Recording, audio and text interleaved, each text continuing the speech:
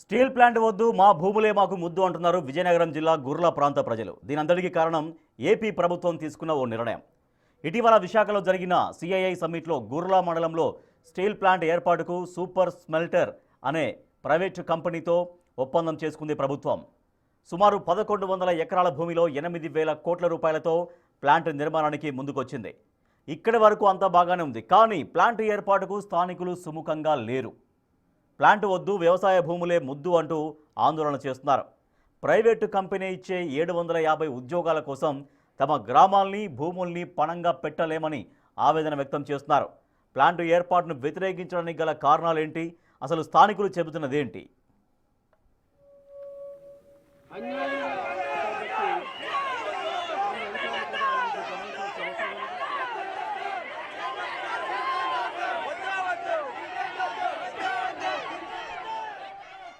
గుర్ల మండలంలోని ఎస్ఎస్ఆర్పేట, సోలిపి, సోమరాజుపేట, మన్యపురిపేట, బెల్లానపేట, దమరసింగి గ్రామాల్లో 1100 ఎకరాల్లో 8,000 కోట్ల పెట్టుబడితో 2 దశల్లో స్టీల్ ప్లాంట్ ఏర్పాటుకు సూపర్ స్మెల్టర్ అనే ప్రైవేటు సంస్థ ముందుకొచ్చింది. మొత్తం 750 మందికి ప్రత్యక్షంగా, మరో 4,000 మందికి పరోక్షంగా ఉపాధి కలగనుందని ప్రభుత్వం చెబుతోంది. అయితే గతంలో ఇదే తరహాలో ఎస్కోటలో 1100 ఎకరాల్లో జిందాల్ ఏర్పాటుకు భూమి సేకరించి ఇప్పటి వరకు ఎలాంటి పరిశ్రమలు ఏర్పాటు చేయకపోవడంతో స్థానికుల్లో పలు అనుమానాలు వ్యక్తమవుతున్నాయి. ప్రస్తుతం నేను చీపురుపల్లి నియోజకవర్గంలో ఉన్నాను. ఈ చీపురుపల్లి నియోజకవర్గానికి రీసెంట్గా జరిగినటువంటి సిఐఏ పార్ట్నర్షిప్ సమ్మిట్లో సుమారు 1000 ఎకరాల్లో 9,000 కోట్ల రూపాయల పెట్టుబడితో ఒక గ్రీన్ఫీల్డ్ స్టీల్ ప్లాంట్ అనేది రాబోతుంది. సో ఇది ప్రభుత్వంతో సూపర్ స్మెల్టర్ అనే కంపెనీ ఏర్పాటు చేసుకున్నటువంటి ఒప్పందం. సో ఏపీ ప్రభుత్వంతో ఈ కంపెనీ ఒప్పందం చేసుకుంది ఈ ప్రాంతంలో సుమారు 1000 ఎకరాల్లో ఒక స్టీల్ ప్లాంట్ని ఏర్పాటు చేయడానికి. సో అయితే ఒకసారి మనం చూసుకుంటే ఏదైతే ఈ చీపురుపల్లి నియోజకవర్గం గుర్ల అనే మండలంలో ప్రస్తుతం మనం ఉన్నాం, ఒక్కసారి చూసుకుంటే ఎన్ని కనుచూపు మేరలో మనకు కనిపిస్తుందంట పచ్చని పంట పొలాలు ఎన్ని కూడా. ప్రతి సంవత్సరం ఏడాదికి 3 పంటలు పండే పచ్చని భూములు ఎన్ని కూడా. దీంతోపాటు మనకి విజువల్స్లో మనం చూడొచ్చు, కొండ కూడా కనిపిస్తుంది. కొండ మీద నుంచి దిగుతున్నటువంటి వాటర్ కావచ్చు, ఇక్కడ చెరువులు కావచ్చు, భూగర్భ జలాలు కావచ్చు, చాలా సమృద్ధిగా నీరుండే ప్రాంతం. దీంతో పాటు ఇక్కడ రైతులు కూడా ఎంతో ఇంట్రెస్ట్, ఎందుకంటే విజయనగరం అనగానే వ్యవసాయ ఆధారిత ప్రాంతం. సో వీరందరూ కూడా బోర్లు తవ్వుకొని ఎంతో క్రమశిక్షణతో వ్యవసాయం చేస్తున్నారు. ఎందుకంటే ఇక్కడ వేరే ఉపాధి అనేది ఏమి ఉండదు విజయనగరం జిల్లాలో. గతంలో మనకి జూట్ మిల్లు అనేవి ఉండేవి, ఇప్పుడు అవి కూడా మూసిపోయినటువంటి పరిస్థితి. కాబట్టి కేవలం ఇక్కడ ఉన్న ప్రజలకి ఏకైక ఆధారం ఈ వ్యవసాయం మాత్రమే. వేరే కంపెనీ కావచ్చు, అదేవిధంగా వేరే ఉపాధి అనేది నెవర్ ఇక్కడ అంటే ఇంపాసిబుల్ అనేది అసలు సమస్య లేదు. ఎక్కడా కూడా వేరే ఉపాధికి అవకాశం లేదు. అయితే ఇలాంటి ప్రాంతంలో ఇప్పుడు ఉపాధి కల్పించడానికి అటు సూపర్ స్మెల్టర్ అనే కంపెనీ రాబోతోంది. సో అయితే ప్రాబ్లం అంతా కంపెనీ రావడం గురించి కాదు, ఈ పంచని పంట పొలాలు కావచ్చు, అదేవిధంగా ఇక్కడ ఉన్నటువంటి సుమారు 5 విలేజ్లు కావచ్చు. ప్రస్తుతం మనం దమర్సింగ్ అనే విలేజ్ దగ్గర అయితే ఉన్నాం. సో దీంతో పాటు ఇంకో 4 విలేజ్లు మొత్తం పూర్తిగా కూడా కంపెనీ కానీ వస్తే ఈ 4 విలేజ్లు మరి ఇంకా చరిత్రలో మిగిలిపోతాయి తప్ప ప్రస్తుతానికి మనకు లైవ్లీగా అయితే ఎక్కడ కనిపించే పరిస్థితి లేదు. సో మనం చూసుకున్నట్లయితే అంటే ఈ 1000 ఎకరాల ప్రాంతం ఏదైతే ఉందో, అంటే మొత్తం మనకి ఇక్కడ ప్రజలకు సంబంధించి సుమారు 500 ఎకరాలు ఉంటే అటు ఏదైతే ఫారెస్ట్ సంబంధించి సుమారు మరొక 500 ఎకరాలు ఉంది. అయితే మొత్తం ఇదంతా కూడా ఎంతో పచ్చని పంట భూమి, మొత్తం మనకి ఏడాదికి 3 పంటలు పండే భూమి కావడం వల్ల కొంత ఆందోళన కూడా వ్యక్తమవుతుంది. ఎందుకంటే ఇప్పటికీ విజయనగరం జిల్లాలో ఎలాంటి కంపెనీల పేర్లు చెప్పి రైతుల దగ్గర భూములు తీసుకొని కంపెనీలు పెట్టని పరిస్థితులు కూడా ఉన్నాయి. ఇప్పటికే మనం ఎస్కోట్ దగ్గర చూసుకుంటే అక్కడ కూడా సుమారు 1100 ఎకరాల ల్యాండ్ గతంలో సుమారు 20 ఏళ్ల క్రితం అప్పటి కాంగ్రెస్ ప్రభుత్వం ఉన్నప్పుడు సేకరించింది. ఇప్పటికి కూడా ఆ కంపెనీ అయితే ఇప్పటికీ రాలేదు. అదేవిధంగా బొబ్బిలి గ్రోత్ సెంటర్ పేరుతో బొబ్బిలిలో కూడా కొన్ని కంపెనీలు వచ్చినప్పుడు కూడా అవన్నీ కూడా కొంత రాయితీలు సరిగా లేవని చెప్పి వెనక్కి వెళ్ళిపోయి మొత్తం ఆ ల్యాండ్ కూడా ఖాళీగా దర్శనిస్తున్న పరిస్థితి. ఎక్కడో 1-2 కంపెనీలు తప్ప ఎక్కడ కూడా కంపెనీలు లేని పరిస్థితి. మరోవైపు మనం చూసుకుంటే ఇక్కడే మరకముడిదాం దగ్గర ఫెర్రోఎల్ఎస్ కంపెనీ, అది కూడా సరిగా పనిచేయనటువంటి పరిస్థితి. సో మరి అంటే కంపెనీలు వస్తున్నాయి, భూములు తీసుకుంటున్నాయి తప్ప ఎక్కడ కూడా సరైన ప్రొడక్షన్ రావట్లేదు, ప్రొడక్షన్ స్టార్ట్ అవ్వని పరిస్థితులు ఉన్నాయి. సో ఇలాంటి క్రమంలో పచ్చగా పండే పొలాలను తీసుకొని మళ్ళీ కంపెనీ పట్టకపోతే ఏంటి పరిస్థితి అనేది అదొక రకమైనటువంటి అనుమానంగా రైతులు ఇక్కడ మనం చూడొచ్చు. మరోవైపు మనం చూసుకుంటే గ్రామాలే ఖాళీ చేయాల్సి వస్తే మరలా తిరిగి మేము పునరావాస కేంద్రంగా ప్రభుత్వం ఎప్పటికి తిరిగి మనకి ఇల్లులు ఇస్తుంది, అదేవిధంగా మా అందరికి కూడా తిరిగి ల్యాండ్ ఇస్తుంది, ఉపాధి కల్పిస్తుంది, అదొక అనుమానం. ఎందుకంటే జిందాల్ కంపెనీ మనం ఇప్పటికీ ఎగ్జాంపుల్గా చూస్తే అనేక 20 సంవత్సరాలు అవుతుంది, ఇప్పటికి కూడా ల్యాండ్స్ తీసుకున్నారు కానీ ఎక్కడ కూడా ఉపాధి లేదు, కంపెనీ లేదు.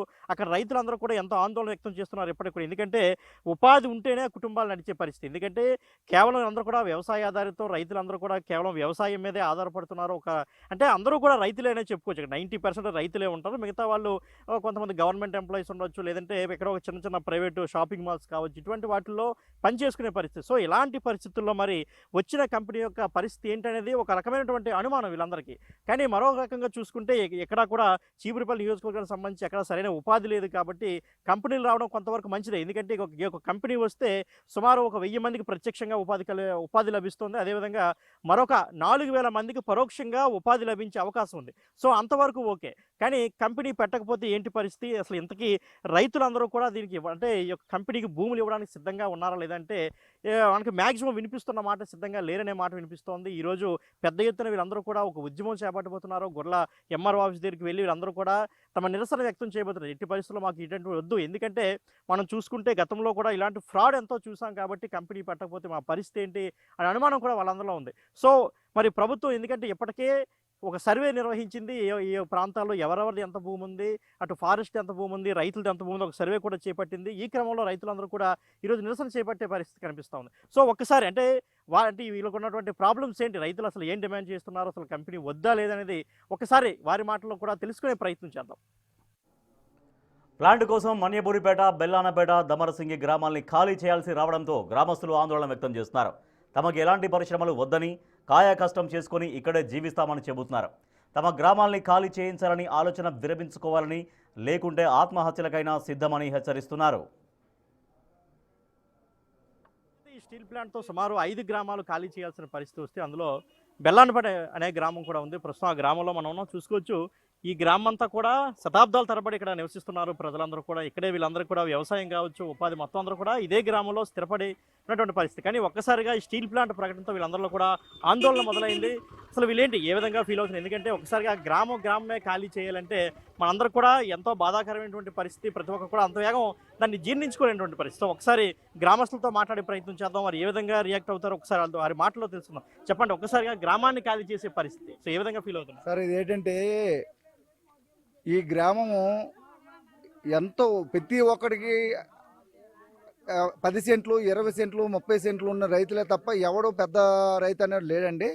ఈ ఊరు ఆ కొండ మీదకి వెళ్ళకపోతే ఇలా జీవితమే లేదండి. కొండ లేకపోతే జీవితానికి అసలు అర్థమే లేదు.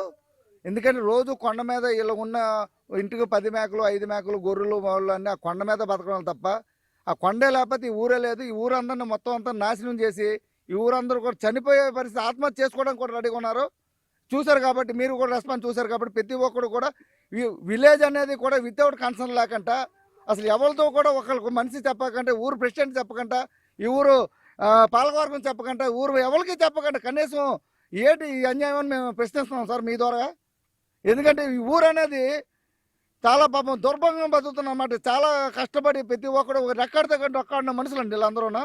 కాబట్టి మీ ద్వారా వీళ్ళందరూ కూడా మేము తీవ్రంగా మా నిరసన మొత్తం మన చంద్రబాబు నాయుడు గారికి అయినా మన ప్రభుత్వానికి అయినా కూడా మేము ఏంటంటే దయచేసి మా ఊరిని వదిలేయండి, మా బతుకులు ఎలా ఉంచండి.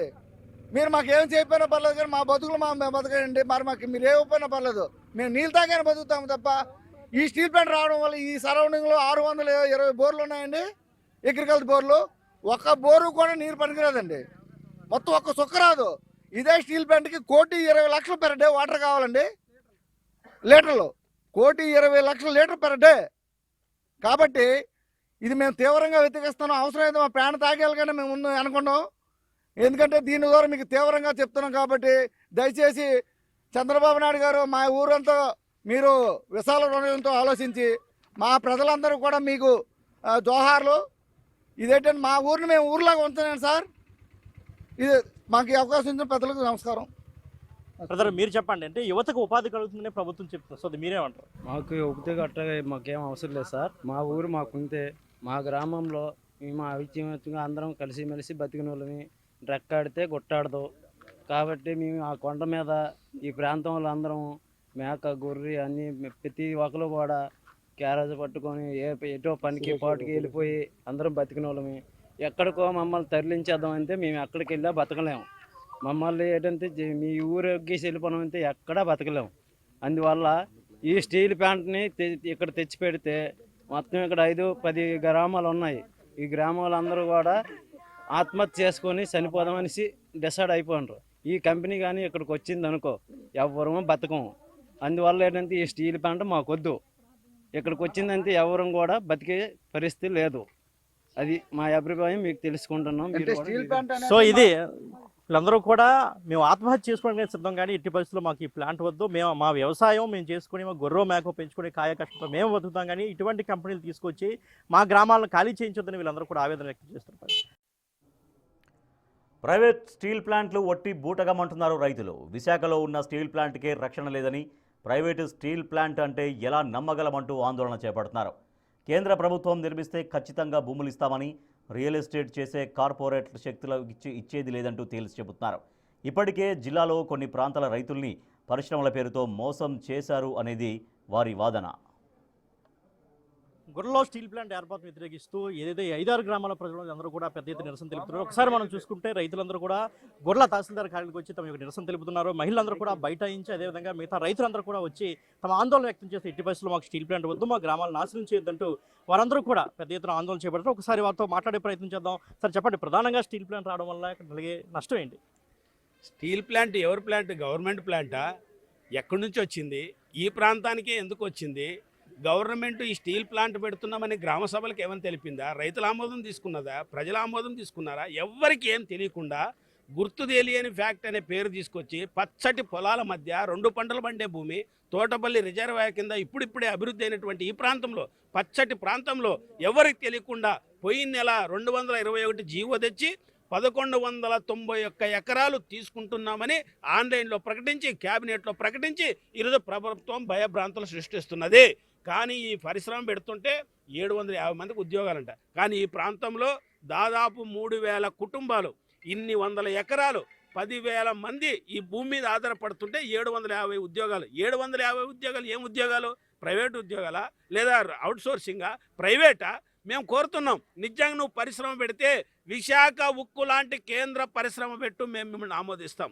కానీ అక్కడున్న పరిశ్రమను మూతేసి దిక్కు మొక్కు తెలియని వాడు ఎవడో ఎక్కడి నుంచి వస్తే ఈ భూములంతా కట్టబెట్టి, మా భూముల్ని బ్యాంకులు తాకట్టు పెట్టి వేల కోట్ల రూపాయలు కొల్లగొట్టడానికి ఆడుతున్న డ్రామా తప్ప ఇది నిజమైన పరిశ్రమ కాదు. ఉద్యోగాలు రావు. మా రైతు కూలీలంతా రోడ్డును పడేయడానికి దుర్మార్గమైన ప్రయత్నం చేశారు. 221 జీవోని విత్డ్రా చేసుకోకపోతే ఈ పోరాటం చాలా పెద్ద ఎత్తున జరుగుతుందని హెచ్చరిస్తున్నాను. సరే మీరు చెప్పండి, ఈ యొక్క ఫ్యాక్టరీ కానీ వస్తే సుమారు అటు ప్రత్యక్షంగా కావచ్చు, పరోక్షంగా సుమారు 5,000 ఉద్యోగాలు వచ్చే అవకాశం కలుగుతుందన్నట్టు ప్రభుత్వం చెప్తుంది, స్థానిక ఎమ్మెల్యే కావచ్చు, మంత్రులు అందరూ చెప్తున్నారు. సో మీరేమంటారు దాన్ని బట్టి? 5,000 ఉద్యోగాలు వస్తే వాళ్ళు ఎక్కడ చెప్పలేదు. వాళ్ళు చెప్పింది 750 ఉద్యోగాలు. అక్కడ మాత్రం నేను కరెక్ట్గానే చెప్పాను. ఎందుకంటే పరోక్షంగా మరో 4,000 ఉద్యోగాలు వచ్చే అవకాశం ఉందని చెప్పి, పరోక్షంగా కానీ ప్రత్యక్షంగా కానీ ఇంకా బయటకు వచ్చేది ఏం లేదు. ఇది పూర్తిగా ఈ ల్యాండ్ రియల్ ఎస్టేట్ వ్యాపారం చేసుకొని ల్యాండ్ తీసుకొని ఏర్పాటు తప్ప నిజంగా ఇక్కడ ప్రజల కోసం ఆలోచించే పరిస్థితి ఈ జీవోలో కానీ ఈ ఫ్యాక్టరీలో కానీ లేదు. నిజంగా ఉద్యోగాల అవకాశాలు ఉంటే ఆ స్టీల్ ప్లాంట్ నిలబెట్టుకుంటే వీళ్ళందరికీ అక్కడ ఉద్యోగాలు కూడా వస్తాయి, కొత్తగా ఎక్స్టెన్షన్ చేస్తాయి. కానీ ఇక్కడైతే అవసరం లేదు. ఈ కల్పన అనేది అబోధ కల్పన. అందుకని ఇక్కడ రైతులకు తెలుసు, ఇక్కడ ప్రజలకు తెలుసు, పోరాటం నడుపుతున్న మాకు తెలుసు. ఈ జిల్లాలో అనేక చోట్ల ఉన్న అనుభవాలు మనం చూసాం. అప్పుడు బొడ్డవారి దగ్గర నుండి ఇటు బొబ్బిలి వరకు, అటు ఎయిర్పోర్ట్ వరకు ఇవన్నీ చూస్తే జిల్లాలో కొత్తగా ఈ 15-20 ఏళ్ళలో ఒక్క ఉద్యోగం రాలేదు. ఇచ్చినట్టు ఏమైనా ఉంటే చెప్పానండి. సార్ మీరు చెప్పండి, అంటే అసలు ఫ్యాక్టరీ పెడతారా లేదని అనుమానమా, లేదంటే ఈ భూములు కోల్పోతున్నాం, గ్రామాలు ఖాళీ అయిపోతున్న అనుమానం ఏమైనా కలుగుతుందా? ఫ్యాక్టరీ కడతారన్న నమ్మకం అయితే మరి మాకు లేదు. ఆ ఫ్యాక్టరీ పేరు చెప్పి సుమారుగా 1,200 ఎకరాల భూమిని మా పచ్చనే పంట భూములను తీసుకొని తర్వాత ఇక ఫ్యాక్టరీ కడతానని మా ప్రజలకు మభ్యపెట్టి అలాగే ఆశ చూపించి ఉద్యోగాలు 750 మీకు ఉద్యోగాలు ఇస్తామని మా యూత్కి అందరికి కూడా, మా కుర్రాళ్ళందరికీ కూడా ఒక ఆశను కల్పించి భూమిని తీసుకున్న తర్వాత ఆ భూమి తర్వాత వాళ్ళు రియల్ ఎస్టేట్ వ్యాపారం చేసుకుంటారన్న అపోహ అయితే మాలో ఉంది. ఎందుకంటే కంపెనీ పెడతామనే వ్యక్తి గతంలో తనకు పలానా కంపెనీ ఉంది, ఈ పక్క జిల్లాలో కంపెనీ ఉంది, ఆ కంపెనీ ఓనర్ అనే విషయం కాకుండా ఎక్కడి నుంచో వచ్చినటువంటి ఆ వ్యక్తి కంపెనీ పెడతామన్న నమ్మకం అయితే మాకు లేదు. ఏది ఏమైనప్పుడు కూడా అక్కడ ఇప్పుడిప్పుడే మరి మన తోటపల్లి నీరు వచ్చి పచ్చని పంటలు పండించుకొని ప్రజలందరూ క్షేమంగా మరి 5 ఏళ్ళు నోటికెళ్ళే పరిస్థితి ఇప్పుడిప్పుడే ఉంది. కాబట్టి ఇలాంటప్పుడు మరి ఆ ఆశని అడియాసలు చేసి వెంటనే అప్పుడు ఆ భూములు తీసుకుంటామని అనడం అనేది మాకైతే నమ్మకం లేదు. మేము తప్పనిసరిగా మా ప్రజలకి అన్యాయం జరిగితే మేము ఊరుకోం. మా ప్రజలతో వాళ్ళకి న్యాయం జరిగినంత వరకు కూడా మేము పోరాటం చేయడం జరుగుతుందని ఈ సందర్భం తెలియజేస్తున్నాం. సో ఇది ఉన్న స్టీల్ ప్లాంట్కి దిక్కు లేదు, అక్కడే ఉపాధి కొత్తగా కలగడం లేదు, ఉన్న ఉద్యోగాలే పోతున్నాయి. ఇలాంటి కొత్త ఎవరో ప్రైవేట్ వ్యక్తులు వచ్చి ఇక్కడ పరిశ్రమ పెడతారు, మీరు నమ్మేదెలా? మా భూములు కొల్లగొట్టడానికి మీరందరూ ప్రయత్నిస్తారని పెద్ద ఎత్తున ఆందోళన అయితే వ్యక్తమవుతుంది. కెమెరా హరీష్తో శివశంకర్, బిగ్ టీవీ, విజయనగరం.